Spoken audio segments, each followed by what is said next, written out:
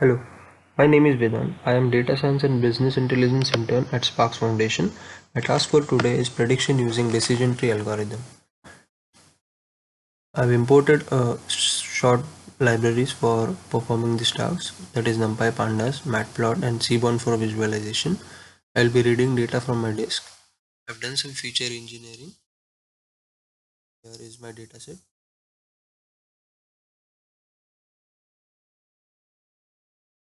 I would like to give an example about how decision tree actually works. So there's a case when, for example, I am hungry. So I have two options. Either I can spare some amount, or either I can go to sleep.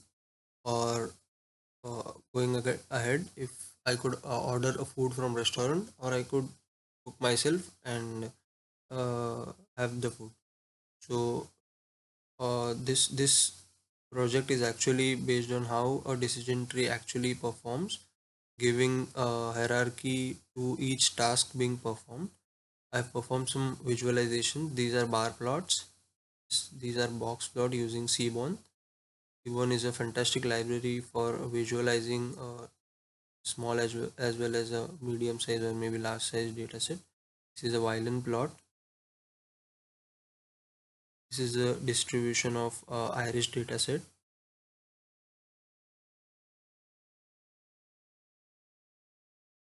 So I have then this is what is important. I have then uh, amended the data by actually making some differential calculations.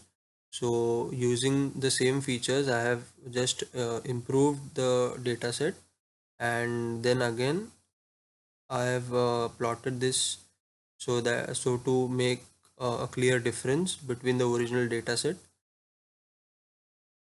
Coming down to model building, I have used decision tree classifier from sklearn. I have divided my data into train, test, and validation set. Here, criterion Guinea. Guinea is an impurity in the decision tree algorithm, which is a hyperparameter. So Guinea says that if we select two items from a population at random, so these selected items should be of same class, and the probability of doing this should be 1 if the data is pure. Again, there are multiple algorithms for splitting the data, which we can use while performing decision tree algorithm, which are chi-square or maybe information gain. Here in information gain, there is a term called as entropy, which is again information depends upon information gain. So the less impure node requires less data, and more impure node requires more data. Decision trees basically are of two types, that is a regression tree and classification tree. So a regression tree is used when the dependent variable is continuous, and classification tree is used when the dependent variable is categorical. Together these two terms are called as CART, which is classification and regression tree. Again, as you can see, this is my entire tree. This upper box over here is a parent node. Coming down to internal nodes, and then following each internal node has at least one child node, which is also called as a leaf node.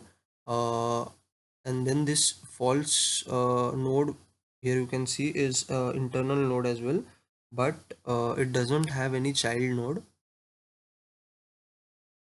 I have controlled my tree using this parameter over here, minimum sample splits to 4, so that I could get a perfect accuracy within short period of time. My accuracy is perfect, like I've got a decent accuracy of 91%. My cross validation accuracy is also good on my validation data. So I have plotted a confusion matrix.